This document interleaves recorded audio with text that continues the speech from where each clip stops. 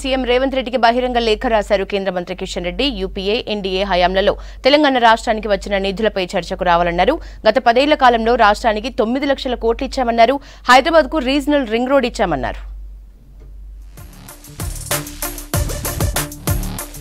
లోక్సభ ఎన్నికల ప్రచారం జోరు పెంచారు కమలం నేతలు. ఇప్పటికే మోదీ, అమిత్ షా, నడ్డాలు రాష్ట్రంలో పలుసార్లు పర్యటించారు. ఇక రేపు మరోసారి రాష్ట్రానికి రానున్నారు కేంద్ర హోంమంత్రి అమిత్ షా. ఆదిలాబాద్, నిజామాబాద్లలో జరిగే బహిరంగ సభల్లో పాల్గొంటారు. ఆ తర్వాత సికింద్రాబాద్ పరేడ్ గ్రౌండ్లో జరిగే సభకు హాజరు కానున్నారు. దేశ భద్రత, సమగ్రత, అభివృద్ధి విషయంలో ప్రధాని మోదీది ఉక్కు సంకల్పమన్నారు కేంద్ర మంత్రి కిషన్ రెడ్డి. హైదరాబాద్ ఐఎంఏ ఆత్మీయ సమ్మేళనంలో పాల్గొన్నారు కేంద్ర మంత్రి కిషన్ రెడ్డి. ఓల్డ్ సిటీలో 80% పోలింగ్ జరుగుతుందని, మిగతా సిటీలో 40% దాటడం లేదని అన్నారు. పోలింగ్ శాతాన్ని పెంచేందుకు డాక్టర్లు కృషి చేయాలన్నారు.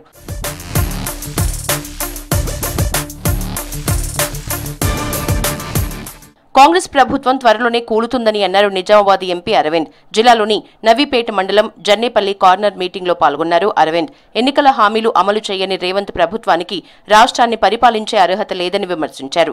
కేసీఆర్ అవినీతిని పెంచి పోషించారని, అందుకే అధికారం కోల్పోయారన్నారు అరవింద్. మీ 6 గ్యారెంటీలు ఏమైనాయి? కాంగ్రెస్ వాడు ఏమన్నాడు? తులం బంగారం ఇస్తాను పెళ్లి చేసుకుంటే. ఇక్కడ మీ మండల్లా పెళ్లిళ్ళు కాలేదా? మొన్న 2 నెలల పెళ్లిళ్ళు కాలే? ఇచ్చిండా మరి తులం బంగారం? ఇయ్యలేదా? 4,000 పెన్షన్ ఇచ్చిండా? 2,500 ఇచ్చిండా? ఇయ్యలే. రైతులకు 500 బోనస్ ఇచ్చిండా? మరోసారి మోదీని ప్రధాని చేయడానికి దేశం సిద్దమైందన్నారు చేవెళ్ల పార్లమెంట్ అభ్యర్థి కొండా విశ్వేశ్వర్ రెడ్డి. ప్రచారంలో భాగంగా రంగారెడ్డి జిల్లా రాజేంద్రనగర్ నియోజకవర్గం నార్కుడ గ్రామంలో తెలంగాణ ఉద్యమకారుల్ని కలిశారు. రాష్ట్రంలో ఆయుష్మాన్ భారత్, ఫసల్ బీమా, పీఎం ఆవాస్ యోజన పథకాలు అమలు చేయలేదన్నారు. ₹1,00,000 ఇస్తాం, 2 లక్షల రుణమాఫీ, ఇవన్నీ ఎవరు నమ్ముకోలేదు.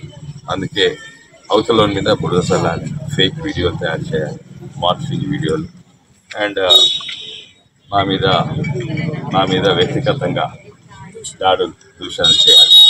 ఏం లేదు.